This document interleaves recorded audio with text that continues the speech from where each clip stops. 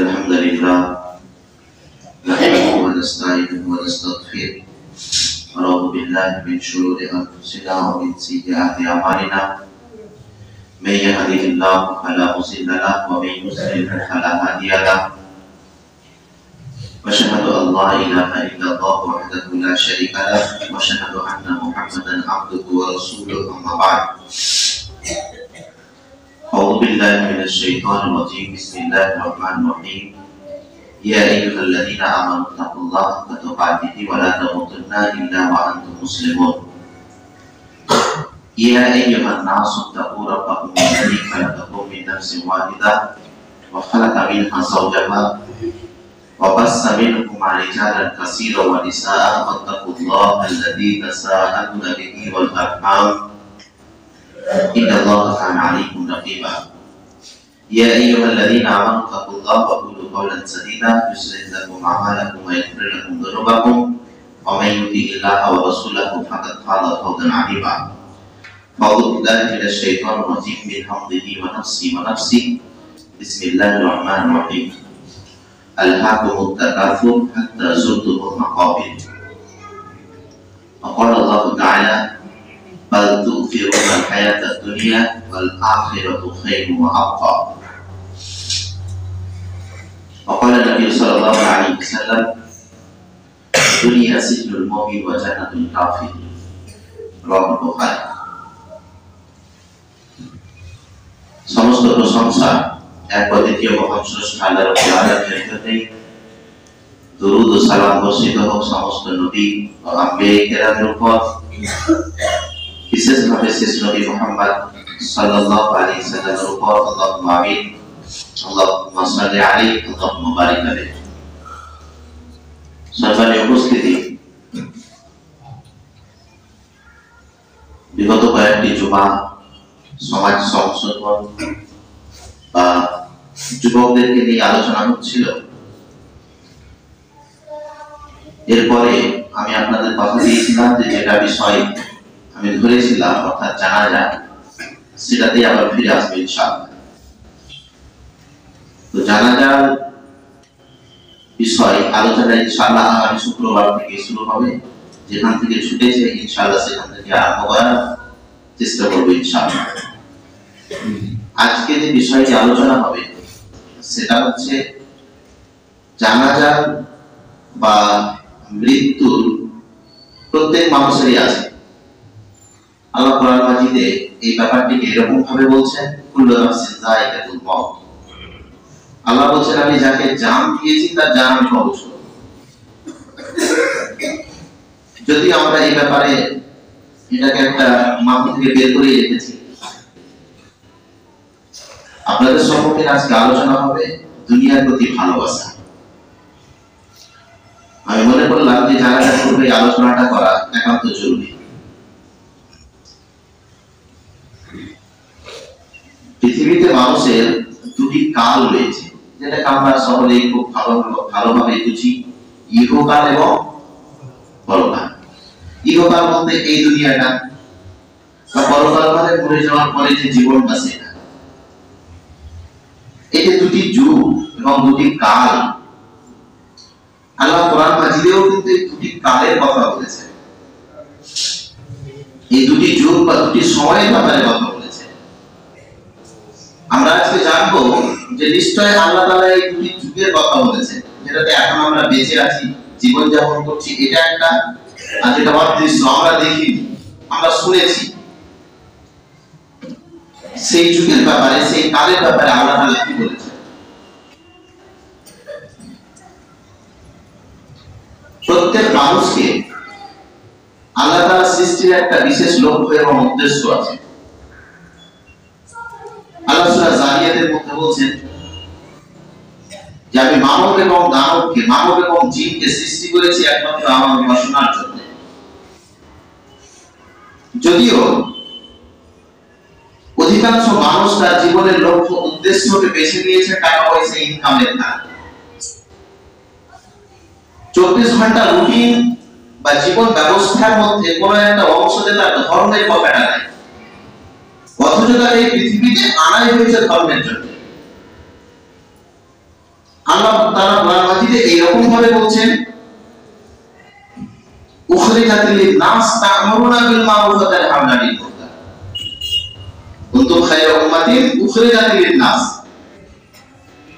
তুমি যদি নিজেকে শ্রেষ্ঠ উম্মাত বলো, শ্রেষ্ঠ সম্প্রদায় বলো, তাহলে তোমার জন্য কর্ম কি? মানুষদেরকে ভালো পথে আহ্বান করা এবং অন্যায় থেকে মানুষদেরকে দূরে সরা। মানুষের লক্ষ্য, মানুষের এই পৃথিবীতে আসার লক্ষ্য উদ্দেশ্যটা, অধিকাংশ মানুষ এই ব্যাপারে নীরব দর্শকের ভূমিকা পালন করে। একজন মানুষের জীবনের লক্ষ্য উদ্দেশ্য না জানা সেই রকম মাছির মতো, যেই মাছি এক কুল থেকে নৌকা তো ছাড়ে, কিন্তু ওই নৌকা ওই নদীর মধ্যেখানে হাবুডুবু হাবুডুবু খায়, একুল ওকুল কোনো কুলি তার নির্ধারণ থাকে না। আমাদের প্রত্যেক মানুষের এরকম, এটাই ধারণা। গার্জেন থেকে নিয়ে ছেলে অবধি, মা থেকে নিয়ে সন্তান সন্ততি মেয়ে অবধি, প্রত্যেক ব্যক্তি, প্রত্যেক পার্সেন্ট এই পৃথিবীতে আসার লক্ষ্য এবং উদ্দেশ্যকে বেছে নিয়েছে বর্তমানে টাকা পয়সা। আপনি আজকে দেখুন, আপনি পৃথিবীতে যা করেন সমস্ত কিছু একটা জায়গায় এসে দাঁড়ায় ইনকাম অফ সোর্স। আপনি আজকে নেতা হয়েছেন কেন? ইনকামের জন্য। আপনি আজকে মজদুরি কেন করছেন? ইনকামের জন্য। আপনি আজকে মাঠে খাটছেন কেন? ইনকামের জন্য। আজকে আপনি শিক্ষা গ্রহণ করছেন কেন? ইনকামের জন্য। আজকে আপনি সকাল থেকে নিয়ে সন্ধ্যা অবধি ডিউটি করেন কেন? ইনকামের জন্য। আজকে লাখ লাখ টাকা ইনভেস্ট করেছেন ব্যবসা বিজনেসে কেন? ইনকামের জন্য। পৃথিবীতে প্রত্যেক ব্যক্তি সকাল থেকে নিয়ে সন্ধ্যা অবধি সে নিজের জীবনের লক্ষ্য উদ্দেশ্য বেছে নিয়ে টাকা ইনকাম করে। পৃথিবীতে সব ছুটে যায়, কিন্তু ইনকাম ছুটে যাবে এটা কোনো গার্জেন, কোনো ব্যক্তি মেনে নিতে পারে। এই জন্য আমরা দুর্ভাগ্যজনক ওই সমস্ত বাবাজি, ওই সমস্ত গার্জেনদের জন্য আমরা বলি বেটা লাখ লাখ টাকা ইনকাম তো ইনকাম করতে পারে, কিন্তু বেটাদের চরিত্রহীন এই ব্যাপারে কোনো কাজ করতে পারে। আমি গত খুতবার আগে খুতবায় আপনাদেরকে বলেছিলাম যে হাজার হাজার টাকা আপনার পরিবারে খরচ করছে, কিন্তু আপনার ওই পরিবারের খরচ থেকে, পরিবারের বাজেট থেকে একটা অংশ 1% আপনি দিন ধর্মের নামে খরচ করেন। প্রতিদিন ডেইলি যদি আপনার বাড়ির খরচ দেখি, না হলে 2, 2.5, 500, 1000, 2000 টাকা অবধি খরচ হয়। কিন্তু আপনি কি জানেন ওই 2000 এর মধ্যে 10 টাকাও কেটে আপনার মসজিদে আসে না? কি বিচার করবেন আপনি দিন ধর্মের ব্যাপারে? কিভাবে আপনি এই দিন ধর্মকে বাঁচাবেন? প্রত্যেক মানুষের এই ব্রেনে এই কথাই বলা আছে, শিক্ষা প্রতিষ্ঠান থেকে নিয়ে ইবাদত স্থান অবধি প্রত্যেক জায়গায় একজন মসজিদের সভাপতি, সেক্রেটারি, ক্যাশিয়ারের ব্রেনে এই কথা বলে আছে, আমি 5 বছর ছিলাম, আমি মসজিদে 3 তালা করেছি। অহংকার করে, আমি যতদিন মসজিদে ছিলাম আমার নামে মসজিদে টাইলস আর মার্বেল লেগেছে। আমি যতদিন মসজিদে ছিলাম কোনো একটা ফ্যান খারাপ ছিল না। আমি যতদিন আমার নামেই তো মসজিদে ইনভাইটার এসেছে। আমি দুর্ভাগ্য এই সমস্ত দায়িত্বশীলদেরকে বলতে চাইছি, আপনাকে কি আল্লাহ এর জন্য দায়িত্ব দেওয়া হয়েছিল যে মসজিদ 5 তালা করেন? এই কৈফিয়ত আল্লাহ আপনার কাছে নেবে না, বরঞ্চ আল্লাহ আপনার কাছে কৈফিয়ত দেবে, এতদিন আপনি যদি সভাপতি, সেক্রেটারি, ক্যাশিয়ার ছিলে, তো বল এমন কোন আলেম কিনেছিলেন যে আলেম মানুষকে তার কথা বোঝাতে পেরেছে। প্রত্যেক মসজিদের সেক্রেটারি, সভাপতি, দায়িত্বশীল, আমি সেক্রেটারি দায়িত্বশীলদেরকে দেখবেন একটা মুখে বলে গেছে যে 20,000 টাকা বেতন লাগবে, আর একটা মুখে 6,000 দিলেই হবে। তো 20,000 যে দিব বলেছে তার ফোন নাম্বারটি হারিয়ে গেছে, প্রয়োজনই নেই। 6,000 টাকা পাচ্ছি, 20,000 টাকা দেবো? আল্লাহ কসম করে বলছি, এরা যদি ফ্রিতে পায় কাউকে, তো পুরো গরুকে দ্বারা এই জায়গায় বসিয়ে দেবে। ফ্রিতে পেয়েছি, কোনো টাকা তো লাগে না।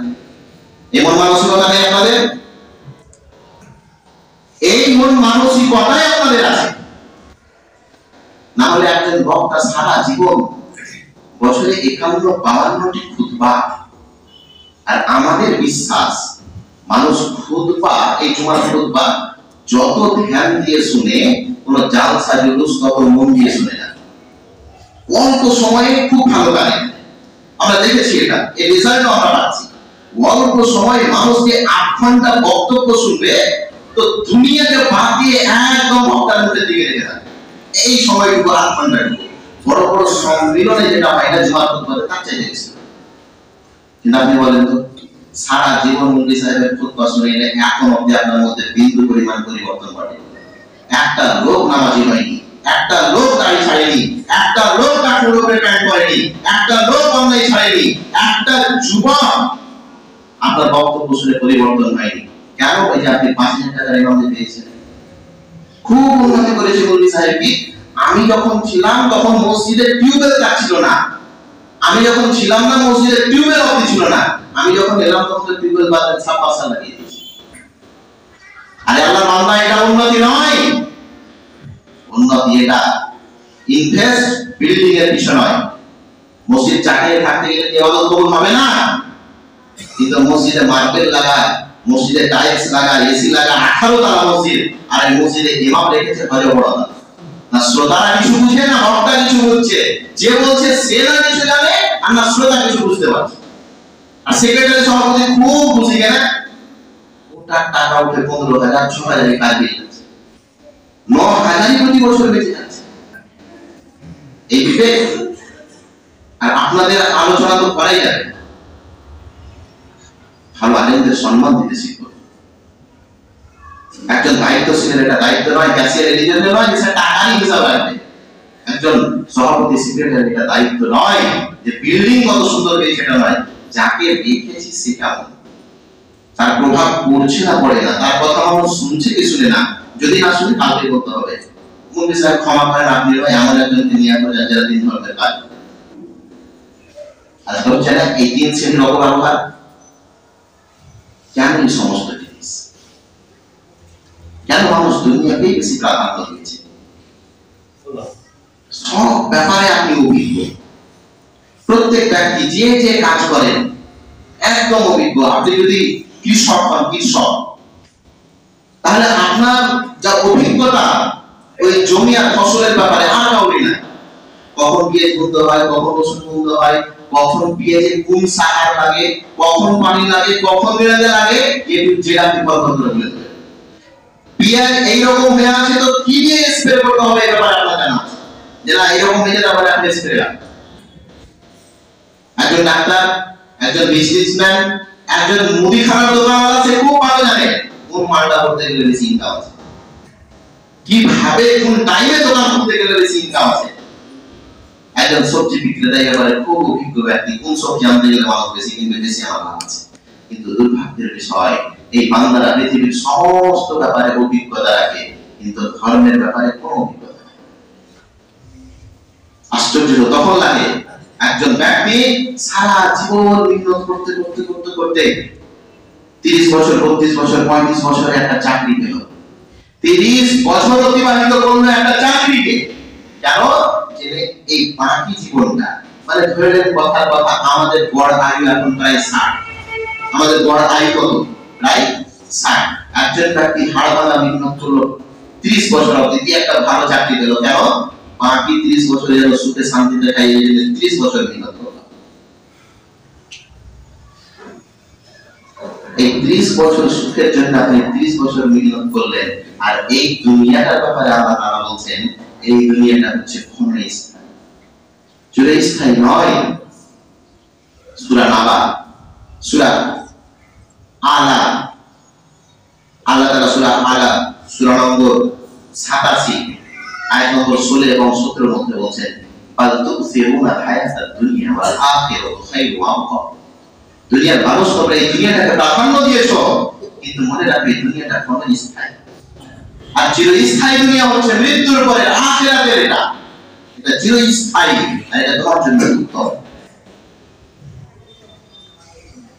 কোরআন মাজিদে আপনি বিভিন্ন জায়গায় পাবেন আল্লাহ তাআলা বলছেন, ওয়া আনফিকু মিম্মা রাযাকনাকুম। আল্লাহ বলছেন তোমরা খরচ করো ওই সমস্ত সম্পদ, যে সম্পদটা আমি তোমাকে দিয়েছি। এই সম্পদ কার? আজকে আপনার হাজার হাজার বিঘা সম্পত্তি কার? এটা এটা আপনার মিলকিয়াত, আপনার যে পকেটের টাকাটা আছে সেটা আপনার, যে দিনটার উপর বাড়ি সেটা আপনার। আবু হুরায়রা রাদিয়াল্লাহু তাআলা আনহু থেকে বর্ণিত, তিনি বলেন নবী করিম সাল্লাল্লাহু আলাইহি সাল্লাম বলেছেন যে আল্লাহ তাআলা বলছেন, বান্দারা কি বলে, মালি মালি, আমার টাকা, আমার গাড়ি, আমার বাড়ি, আমার টিভি ডব্বর, আমার সব। কিন্তু আল্লাহ তাআলা বলছেন তোমার যেগুলো আছে এগুলো কি? আল্লাহ বলছেন তোমার কি, তোমাকে যেটা দিয়েছি, তোমার রুজি যেগুলো খাও তুমি, এটা তুমি যদি এখন খাও তাহলে কি হবে? আচ্ছা আপনি বলেন তো, কালকে রাত্রে যেটা খেয়েছিলেন ওটা এখন পেটে আছে না নেই? কালকে রাত্রে কিছু খাননি, গত রাত্রে বৃহস্পতিবার রাত্রে কিছু খাননি, তো পেটে আছে কি না এখন ওটা? না, ওটা তো না, ওটা তো হজম হয়ে টয়লেট হয়ে গেছে। সকালে যেটা খেয়েছেন ওটা সন্ধ্যা হতে হতে শেষ হয়ে যাবে না পেট থেকে? আপনি যা খেয়েছেন পৃথিবীতে, যেটা আপনি খেয়েছেন সেটা কিছুক্ষণ পরে 7, 8, 9, 10 ঘন্টা পরে সেটা কি হবে? বাথরুম থেকে বেরিয়ে যাবে। আপনি বলছেন আমার মাল, আমার টাকা, আরে আল্লাহর বান্দা যেটা খেয়েছে ওটা 8 ঘন্টা পেটে, তারপরে কি হবে? সেটা টয়লেট থেকে বেরিয়ে যাবে। আওলা বেটা ভাবনা, এটা তুমি পোশাক পরেছো সেটা তো পুরানা জিনিস। বলেন তো 5 বছর আগে যেটা লুঙ্গি কিনেছেন এখন আছে? 5 বছর আগে যেটা শার্ট কিনেছেন, টি শার্ট, সেটা কি এখন আছে? নষ্ট হয়ে গেছে। কিসের দুনিয়া আপনি বলছেন? যেটা খাচ্ছেন সেটা মন হয়ে যাচ্ছে, যেটা পরিধান করছেন সেটা পুরানা হয়ে যাচ্ছে। কিন্তু আল্লাহ তাআলা বলছেন কিন্তু যেটা আল্লাহকে তুমি দিচ্ছ সেটা সংরক্ষণ আছে। আল্লাহকে যেটা দিয়েছো সেটা কি আছে? সংরক্ষণ আছে, সেটা আল্লাহর খাতায় লিখিত আছে। কিসের টাকা আপনি বলছেন? আপনার যেখানটা এখন জমি, আপনি ভাবেন তো 50 বছর পূর্বে এর মালিক অন্য কেউ ছিল না? এখন যে আপনার যেখানটা জমি 50 বছর আগে মালিক কে ছিল? আপনি ছিলেন না? এই কথা বুঝতে পারছেন না। ধরে নেন এখন আপনার যেখানটা জমি 50 বছর আগে ওর মালিক কে ছিল? আপনি ছিলেন মালিক না? তো আপনি তো মালিক ছিলেন না, হয় আপনার বাবা ছিল, না আপনার দাদা ছিল, না হয় অন্য কোনো লোক ছিল, তার কাছে আপনি দিয়ে দিয়েছেন। এটাই তো আপনার যেখানটা জমি 50 বছর আগে তো আপনি মালিক ছিলেন না। আর আপনি বলতে পারবেন যে এখন যেখানটা আপনার জমি আগামী 50 বছর আপনার নামে থাকবে? এই কথাটা তো বুঝতেই পারছেন না। আপনার যেটা আপনি বলছেন যে আমার বাড়ি, আমার গাড়ি, আমার জমি, আমার টাকা, আমার সম্পদ, আমার টিভি কাপড় 50 বছর আগে, 50 বছর পূর্বে যেটা অতিবাহিত হয়ে গেছে, 50 বছর যেটা অতিবাহিত হয়ে গেছে, যেটা পার করে চলে এসেছি, এই 50 বছর আগে কি আপনি মালিক ছিলেন না অন্য কেউ মালিক ছিল? অন্য কেউ মালিক ছিল না। কাউরি কাছে কিনেছেন হয়তো সে মালিক ছিল, কিংবা আপনার দাদা, আপনার বাপ মালিক ছিল, তারপরে ওয়ারাসাত সূত্রে আপনি পেয়েছেন। আগামী 50 বছরে সেটা মালিক কি আপনার সন্তান সন্ততি পেয়ে যাবে না? আবার আপনার সন্তান সন্ততি যখন হবে, আবার আগামী 50 বছরে কি আর অন্য কেউ হয়ে যাবে না? জমি তো ওখানটাই, নাম পরিবর্তন হচ্ছে না, টাকা তো ওটাই। এখন আপনার পকেটে আছে, আপনি এখন যদি আপনি রেশন কিনেন, কিছু দিলেন, তখন সেই টাকা তার হয়ে গেল, সেই টাকা। তাহলে এই সমস্ত জিনিসের আসল মালিকানা কার? আল্লাহ। আল্লাহ কোরআনে স্পষ্ট বলছেন তুমি খরচ করো তোমাকে যেটা আমি দিয়েছি, এই সম্পদ আপনার নয়, এই সম্পদ আপনার কাছে আপনার মরা হবে। আপনি মরে গেলে ওই সম্পদের মালিক আবার কেউ, আবার যার নামে আসবে সে মরে গেলে আবার কেউ। জমি ওটাই, বাড়ি ওটাই, গাড়ি ওটাই, সম্পদ ওটাই, টাকা ওটাই। মানুষের মিলকিয়াত পরিবর্তন হচ্ছে, মালিক পরিবর্তন হচ্ছে, কিন্তু এই সমস্ত জিনিসের আসল মালিক কে? আসল মালিক আল্লাহ। আল্লাহ কোন জায়গায় বলছেন না যে না তোমাকে, তুমি তোমার যেটি বুঝি। আল্লাহ বলছেন আমি তোমাকে দিয়েছি বান্দা, সেটা তুমি খরচ করো আল্লাহর পথে, ফি সাবিলিল্লাহর পথে। আজকে কত টাকা খরচ করি আমরা আল্লাহর পথে? কি পরিস্থিতি আছে আজকে আমাদের? মাদ্রাসা বক্তব্য হাহাকারের মধ্যে, আর এমন আমাদেরকে রাস্তাঘাটে চেয়ে বেড়াতে হচ্ছে, এই পরিস্থিতি নয়। কি করতে এত টাকা নেই? এই টাকা তো কবর অবধি, কবরের পূর্বে তো আপনাকে সব কিছু ছেড়ে দিতে হবে। আল্লাহ তাআলা কোরআন মাজিদের মধ্যে বলছেন, ইয়াউমা লা তামলিকু নাফসুন লিনাফসিন শাইআন ওয়াল আমরু ইয়াউমাইযিন। আল্লাহ বলছেন এমন একটা দিন আসবে যেই দিন প্রত্যেক ব্যক্তি তাকে তার মালিকানা দেওয়া হয়েছিল, যেই ব্যক্তি নিজের নফসের মালিকানা পেয়েছিল, ওই সমস্ত মালিকানা তার কাছ থেকে ছিনিয়ে নেওয়া। আল্লাহর সঙ্গে মোলাকাত যদি আপনি করতে চান, আপনাকে পরিশ্রম মেহনত করতে হবে, এই দুনিয়ার ভালোবাসাকে ত্যাগ করতে হবে। আমি আপনাদেরকে শত শতবার খুতবাতে এই কথা বুঝিয়েছি যে মনে রাখবেন, অর্থ টাকা পয়সা এটা জীবন অতিবাহিত করার একটা মাধ্যম মাত্র। আপনি কি চ্যাটটা তার জন্য দেন না উঠে? আপনি কি তার জন্য ওই লম্বা চ্যাটটা বের করে দেন না যে পাড়ার মধ্যে সবচেয়ে বেশি টাকা ওয়ালা? অথচ টাকা পয়সা, এই দুনিয়া, এই ধন সম্পদ, এই পৃথিবী অতিবাহিত করার জন্য একটু প্রয়োজন মাত্র। টাকা পয়সা মান সম্মানের কারণ নয়। আল্লাহ বলছেন মান সম্মানের অধিকারী একমাত্র আল্লাহ, এবং বেইজ্জত এবং সম্মান করার অধিকারী একমাত্র আল্লাহ। বলছেন ইন্না আকরামাকুম ইনদাল্লাহি আতকাকুম, সবচেয়ে শ্রদ্ধেয় ব্যক্তি তো আল্লাহর কাছে সেই যে সবচেয়ে বেশি আল্লাহকে দেখে। আশ্চর্য পরিস্থিতি। অহংকার কিসের বাড়ি ঘর নিয়ে? অহংকার কিসের টাকা পয়সা নিয়ে? যদি ধন সম্পদ, টাকা পয়সা, এই সমস্ত কিছু আপনার পরিত্রাণের মাধ্যম হতো, আপনাকে বাঁচানোর কোনো মাধ্যম হতো, তাহলে পৃথিবীতে যত শয়তান, বড় বড় বদমাশ, জালিম তৈরি হয়েছে বা আল্লাহ তৈরি করেছেন, এরা সবাই অর্থশীল থাকে। নবী করিম সাল্লাল্লাহু আলাইহি সাল্লাম বলছেন, আমাকে আল্লাহ তাআলা এই সুযোগ দিয়েছিলেন যে তোমাকে কোটিপতি বানিয়ে দেব, টাকা পয়সা দিয়ে, ধন দৌলত দিয়ে ভর্তি করে দেব তোমাকে, কিন্তু আমি আপনার কাছে এটা মেনে নিই, এটা চাইনি, এটা নিই। আমি কেন নিই? যেদিন বাড়িতে চুলহা জ্বলবে না, সেদিন আমি আল্লাহর কাছে চাইব। দেখবেন 90% টাকা পয়সাওয়ালা বড় লোক যারা, তাদের ছেলে পিলে বিয়ে হয়েছে, অঙ্গটা মিলাবে কেন? টাকা হবে, কোনদিন খেতে হবে না। মানুষ মসজিদে আসে বেশিরভাগ, মানে মসজিদে আসার কয়েকটা কারণের মধ্যে একটা দুঃখ কষ্ট, অভাব বুঝে না, তখন 500 টাকা দাম দেবে মসজিদে নেই, এরকম অভাব যায় না। কোন কবরে যে বলে দিয়েছে বা দেখছে ছেলে পেলে ভালো লাগে, তখন নামাজ ধরে। তো বড় লোকদের তো এই টাকা পয়সার অভাবই অভাবই আসে না, ছেলে পেলে কি করে ভালো হবে? আর সবচাইতে দুর্ভাগ্যজনক ওই সমস্ত গার্জেনদের জন্য বলছি, যে সমস্ত গার্জেনেরা ওই ফ্যামিলির জন্য অগাধ সম্পদ ছেড়ে যাচ্ছেন। সন্তান সন্ততি খারাপ হওয়ার মৌলিক একটা কারণ হচ্ছে বাপের অঢাল সম্পদ। বিয়া হবে না, পড়াশোনায় ভালো হবে না, কেনা পড়তে গেলে তো হবে আমার অভাব নেই, ও মাস্টারি চাকরি নিয়ে যত টাকা ইনকাম করবো তার চাইতে বেশি আমি বাড়িতে বসে বাপের ইনকাম বসে খাবো। সন্তান সন্ততি খারাপ হওয়ার মৌলিক একটা কারণ, সেটা হচ্ছে এই বাপেরা এমন এমন বাড়ি করে দিয়ে গেছে যে 14 যদি 18টা করে ছিল, হয়তো ওই বাড়িতে অবস্থা নেই, 2টা বেটা 18 ঘন্টা করে। এই কয়েকটা কারণ, এগুলো একটা কারণ সন্তান সন্ততি নষ্ট হয়ে যাওয়া। আল্লাহ পাক রব্বুল আলামিন কোরআন মাজিদের মধ্যে বলছেন, যেই দিন মানুষদেরকে জাহান্নামের মধ্যে নিক্ষেপ করা হবে, নামায় আমল দেওয়া হবে, মানুষেরা হতবাক হয়ে যাবে, ট্রাই করবে, সেই দিন আল্লাহ তাআলা বলছেন, মানুষেরা বলবে মা আগনা আননি মালিয়া হালাকা আননি সুলতান।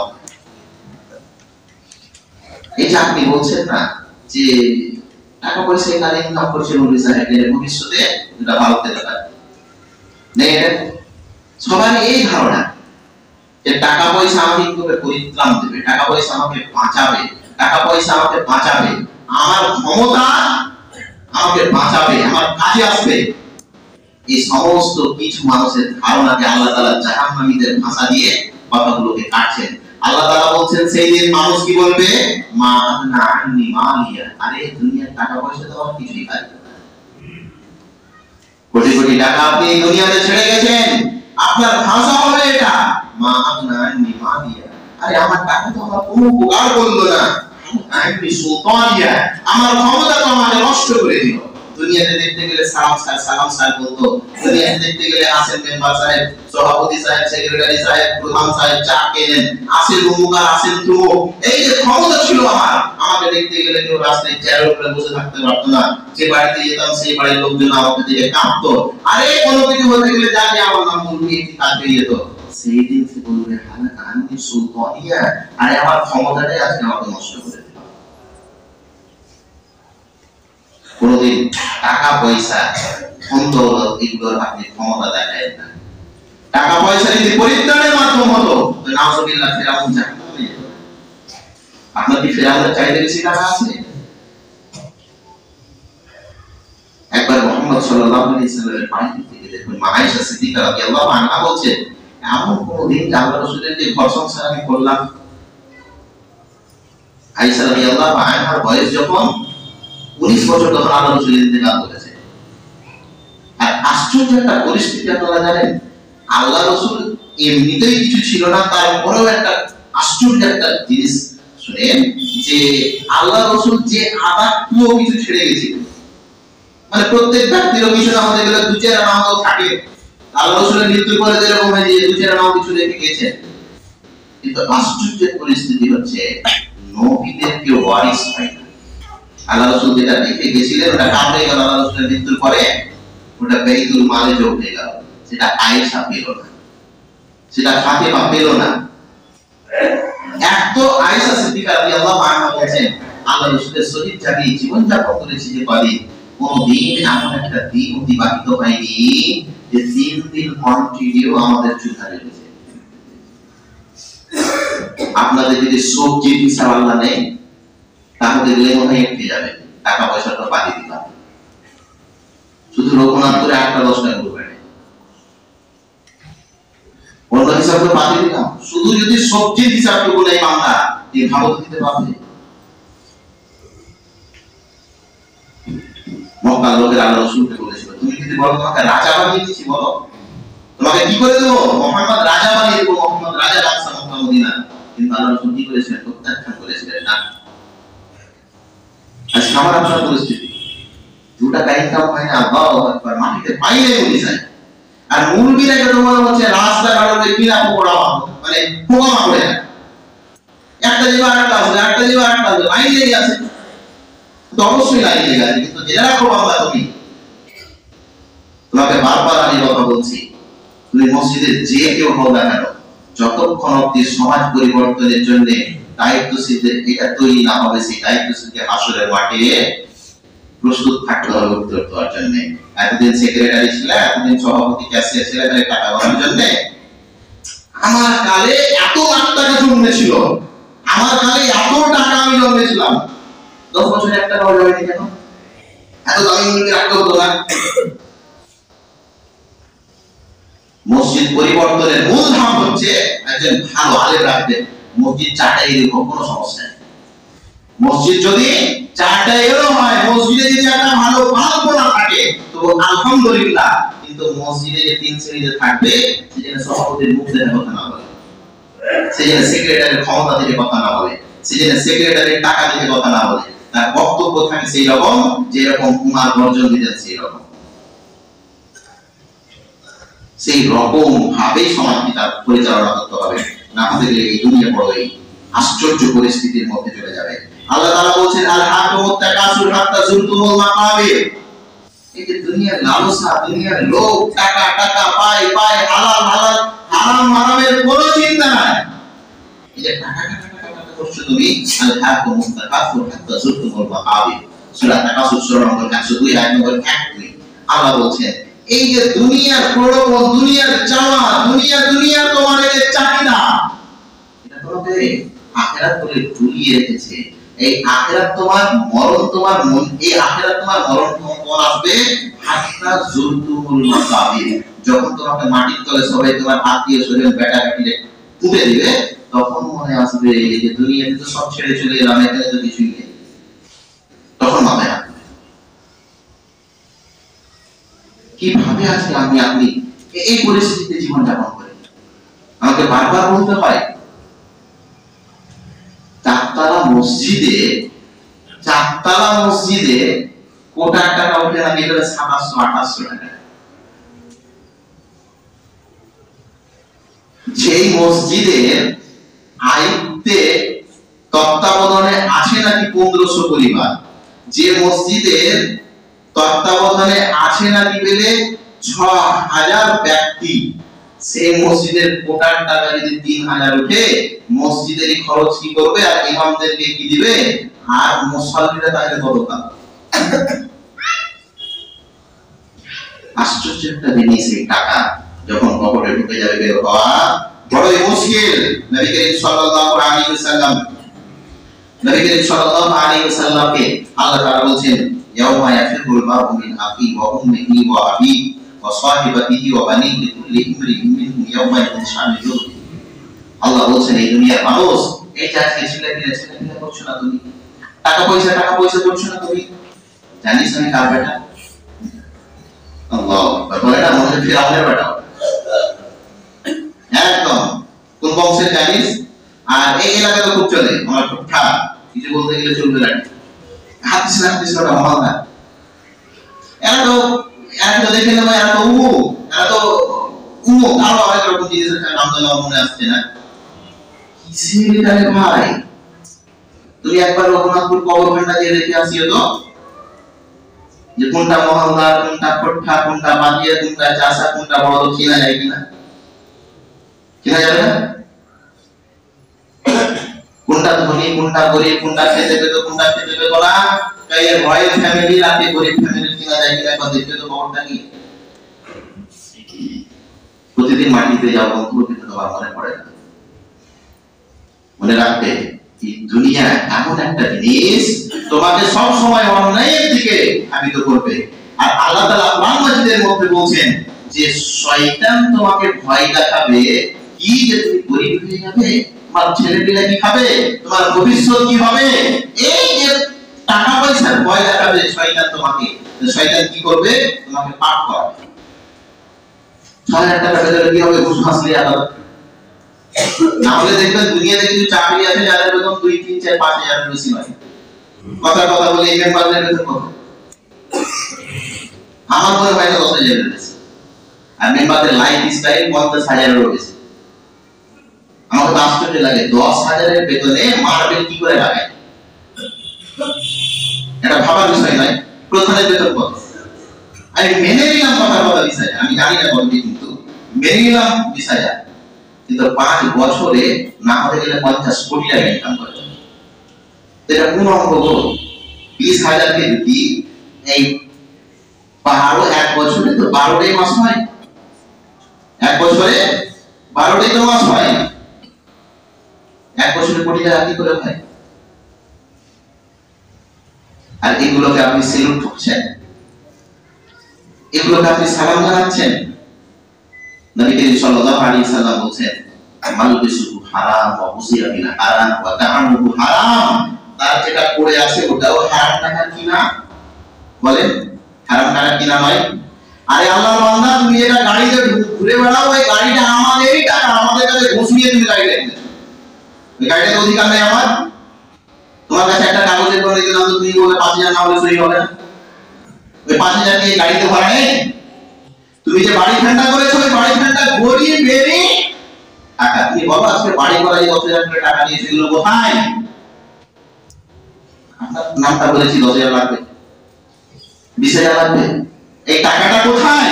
এটা কি বাড়ি হয়নি? অধিকার কি নয় আমাদের এই বাড়িতে? কি উত্তর দেবে তুমি? দুনিয়াকে এমন ভাবে তুমি ভালোবেসেছো, দুনিয়াকে এমন ভাবে তোমাকে মন খোলা করে রেখেছে যে তুমি কোনো মতে এই দুনিয়া ছাড়া কিছু, সকাল টাকা, সন্ধ্যা টাকা, হারাম হালাল কিচ্ছু দেখা নাই। ও পতিতালয়ের মেয়েটা ইনকাম করেছে, পতিতালয়ের মেয়ে, ওর সঙ্গে কথা বলে, তার টাকা যদি হারাম হয়, আল্লাহর বান্দা তোমার বুঝটা কি? 9 কে 6 কে বোঝাচ্ছ, এই বলে দেখাচ্ছ 6, আর এই মনে যখন উল্টা দিলে 9, এটা কি? এমনি চলছে। আল্লাহর শপথ করে বলছি, পশু প্রাণীও যদি এই মানুষ বানানো হয় তার আগে, তো তারা তো বলবে আমরা পশু ভালো ছিলাম, এই উপায় নিয়ে মারামার হবে না। আল্লাহর বান্দা কমসে কম এমন একটা সিস্টেমের মধ্যে চলে এসেছি আমরা, দুনিয়াতে টাকা ছাড়া কিচ্ছু নাই, এই অভিমান হচ্ছে। টাকা আছে তো সম্মান, আর গরিব আছে তাকে দুর্বল অভিমান। আমি বারবার বলি, মসজিদে দেখবেন ফজরের নামাজের আমি কিছুদিন আগে বলেছিলাম, কি করতে করতে আচ্ছা বলেন তো যে 1 কোটি আপনারা প্রায় দোকানদার লোক, কয়টা 1 কোটি টাকার মালিক? তারা বলছে কেউ নয়। আমি বললাম যে আচ্ছা রঘুনাথপুরে 1 কোটি টাকার মালিক নেই, আছে, তাহলে তারা ফজরের নামাজে কেন আসে না? টাকা দিয়ে অনেক সন্তান সন্ততি নিজেকে কিভাবে পরিবর্তন করবে, এটা কি চলবে? নবী করিম সাল্লাল্লাহু আলাইহি সাল্লাম বলেন কুজিবাতি নার বিশাহার ওয়া কুজিবাতি জান্নাতু বিল মাকার। জান্নাত, আল্লাহ বলেন জান্নাতটাকে ঘেরা আছে। তো জান্নাতের যেটা প্রাচীর বা বেড়া, জান্নাতের যেটা প্রাচীর বা বেড়া, সেটা হচ্ছে কষ্ট দিয়ে জান্নাতকে ঘেরা আছে। জান্নাতকে ঘেরা আছে কি দিয়ে? কষ্ট দিয়ে। এবং জাহান্নামকে ঘেরা আছে ইচ্ছা দিয়ে, মনের ইচ্ছা দিয়ে জাহান্নামটাকে ঘেরা আছে, আর কষ্ট দিয়ে ঘেরা আছে জান্নাতটা। তো তুমি যদি জান্নাত যেতে চাও কিংবা জাহান্নামে যেতে চাও, তো বেড়া তো পার করতে হবে। বেড়া পার না করলে কি করে জান্নাতে যাবে? তো জান্নাত ঘেরা আছে কি দিয়ে? কষ্ট দিয়ে। তো কষ্টের বেড়া পার করবে তবে তো জান্নাতে যাবে। আর তুমি যদি বলো আমি জাহান্নামে যাবো, তো জাহান্নাম ঘেরা আছে কি দিয়ে? মনের ইচ্ছা। মন চেয়েছে পিকনিক যেতে। কাজে দেখে রাসূল একটা ইস্তেমা ছিল আমার, আমি মসজিদে এই ঘরে পড়ছিলাম। আল্লাহ শপথ করে বলছি এই দিন ছিল, আপনারা অনুভব করেছেন কি না করেছেন আল্লাহ মালুম, মসজিদের এই ঘর থেকে মনে হচ্ছে ওয়ার ডিজের আওয়াজ এটা নাচছে। আমি মসজিদে ওই চকিতে বসে বসে এটা বুঝতে পারছি যে আমার এটা কি হচ্ছে, বাজছে। কি এগুলো? এখনো যদি কোনো কাজ হতো সবাই দুর্নাম করতো, ছি ছি ছি ছি ছি ছি ছি ছি, এই তো শুনে কথা বলবো এইগুলো করে বেড়াচ্ছিস। আর তুমি তোমার স্ত্রীকে নিয়ে যেখানে সেখানে, তুমি তোমার পরিবারকে নিয়ে যা ইচ্ছা তা করে বেড়াচ্ছ, এগুলো কোনো পাপ নয়, এগুলো কোনো জিনিসই নয়। আজকের আলোচনা শেষ কথা বলে যে হাদিসগুলো আমি শেষ করবো। নবী করিম সাল্লাল্লাহু আলাইহি সাল্লাম বলেন লাইসাল গিনা বিকাসরাতিল আরাদ ওয়ালাকিন গিনাউন নাফস। আল্লাহ রাসূল সাল্লাল্লাহু আলাইহি সাল্লাম বলেন টাকা পয়সা ধন সম্পদ এটা মানুষকে ধনী বানায়। টাকা পয়সা ধন সম্পদ ডিগ্রি করে এগুলো মানুষকে ধনী বানায় না। কিন্তু আমি তো মনে করি ধনী, এই পাড়ার ধনী লোকটাকে যা 10 বিঘা জমি আছে। কিন্তু আল্লাহ রাসূল বলেন লাইসাল গিনা বিকাসরাতিল আরাদ, টাকা পয়সা যার আছে সে ধনী নয়, ওয়ালাকিন গিনাউন নাফস, কিন্তু ধনী ওই লোকটা যার অন্তর ধনী, অন্তরটাকে ধনী করে। দ্বীন ইসলামের জন্য টাকা পয়সা বাড়ি থেকে বের করতে শিখে, ইনশাআল্লাহ আল্লাহ আপনার টাকাতে বরকত দিবে। যদিও বরকত আল্লাহ না দেয়, কমসে কম আখিরাতে আপনার টাকাটা লিখিত হয়ে আছে। কোটাতে 100 টাকা ভাবতে গেলে 100 বার ভাবতে হয়, আর পেটি পোশাকটা 5000 টাকা একবারও ভাবতে হয়, একবারও ভাবতে হয় না। মুরগি সাহেবকে 2000 টাকা বেতন দিতে মাথায় হাত হয়, আর বেটাকে 10000 টাকা দিয়ে মিশনে পড়াও, ঠিক কোনো সমস্যা নেই। এই জাতির কি হবে? আর তোমাকে ওই বিজেপি লাগবে তোমাকে খাটাতে, আরে বিজেপিরা যদি নাও খাটায় ফেরেশতা এসে তোমাকে খাটাবে। এটা কি অপমান নয় কোরআন হাদিসে? যারা কোরআন হাদিস ওয়ালা তাদের মান সম্মান দিচ্ছেন আপনারা কই? কোথায় আজকে সেই মান সম্মান করে ইজ্জত? দুনিয়া দুনিয়া দুনিয়া, গাড়ি বাড়ি টাকা পয়সা সন্তান সন্ততি বেটি মাটি, এগুলো করে আপনার দিন অতিবাহিত হচ্ছে। এমন যখন জিব্রাইল এসে ছিনে নিয়ে চলে গেছে, আমরা যে বাড়ি করে বলি না বাস সাকসেস। প্রিয় ভাই বন্ধু, দুনিয়াটা একটা বাস্তব চিত্রটা বোঝার চেষ্টা করুন। হতে পারে পানা ভিজিয়ে 7 সমুদ্র পার হওয়া যেতে পারে, পানা ভিজিয়ে 7 সমুদ্র পার হওয়া যেতে পারে, কিন্তু চোখ না ভিজিয়ে জীবন যাপন করা যেতে পারে না। কষ্ট আছে জীবনে, অবশ্যই কষ্ট আছে। কষ্ট দিয়ে এই পৃথিবীতে মানুষকে তৈরি করা হয়েছে। কষ্টে জর্জরিত হবে, কিন্তু কষ্টের জর্জরিত মানে এটা নয় যে তোমাদের শয়তান খারাপ কাজে দিকে আহ্বান করবে আর তুমি সেই খারাপ কাজের জন্য প্রস্তুতি গ্রহণ করবে। এটা তোমার কখনোই করণীয় নয়। তুমি সেই দিনকে মনে রাখো যে না পেটে কি আছে না আছে এটা প্রয়োজন নয়, পেটে হালাল আছে না হারাম আছে এটা বড় দেখার জিনিস। এই জন্য বারবার আপনাদেরকে বলি যে যারা মাটির তলে আছে তারা সিজদা না করার কারণে আফসোস করে, যারা মাটির তলে আছে তারা সিজদা না করার কারণে আফসোস করে, আর যারা মাটির উপরে আছে তারা সিজদা না করার বাহানা করে অজুহাত খুলিয়ে না, আজকে অমুক আছে কালকে তুমুক আছে, অমুক কাজের জন্য পাই না তুমুক কাজের জন্য পাই না। এটা কি হচ্ছে? যারা মাটির তলে আছে তারা সিজদা না করার জন্য আফসোস করছে, আর যারা মাটির উপরে আছে তারা সিজদা না করার জন্য অজুহাত করছে। পরে আশ্চর্য পরিস্থিতি না, দুনিয়াতে এমন ভাবে চলাফেরা করুন, এই দুনিয়াটা হচ্ছে মুমিনদের জন্য কয়েদখানা। কতবার আপনাকে বলবো, একজন কয়েদি ব্যক্তি যেমন জেলের মধ্যে তার কোনো ব্যক্তিগত স্বাদ থাকে না, কাটতে হয় এই জন্য কিছু খায়, কখন যে সীমান্ত থেকে বের হতে পারবো এই চিন্তা তার মাথায় থাকে। এর জন্য আল্লাহ রাসূল দুনিয়াটাকে কয়েদখানার সঙ্গে তুলনা করেছেন। আল্লাহ রাসূল বলেছেন আর দুনিয়া সিজনুল মুমিন জান্নাতুল কাফির, এই দুনিয়াটা হচ্ছে মুমিনদের জন্য জেলখানা। আপনি দুনিয়াটাকে জেলখানা মনে করেন যদি মুমিন হবেন। আর যারা মনে করছে দুনিয়াটাই সব, এই দুনিয়ায় মরে গেলাম, এই দুনিয়ায় সব, তারা এই দুনিয়ায় সব কিছু করে বেড়াতে পারে, এদের জন্য কোনো কিছু নাই। আপনি তো সেরকম হলেন না, আপনার জন্য যে পৃথিবীটা নয়, আমাদের আসল ঠিকানা কি? আসল ঠিকানা আমাদের জান্নাত। আল্লাহ তাআলা যেন আমাদের সকল মুসলিম ভাইকে জান্নাতবাসী বানান। আমিন। সুবহানাল্লাহি ওয়া বিহামদিহি, আশহাদু আল্লা ইলাহা ইল্লাল্লাহ, আস্তাগফিরুকা ওয়া আতুবু ইলাইক।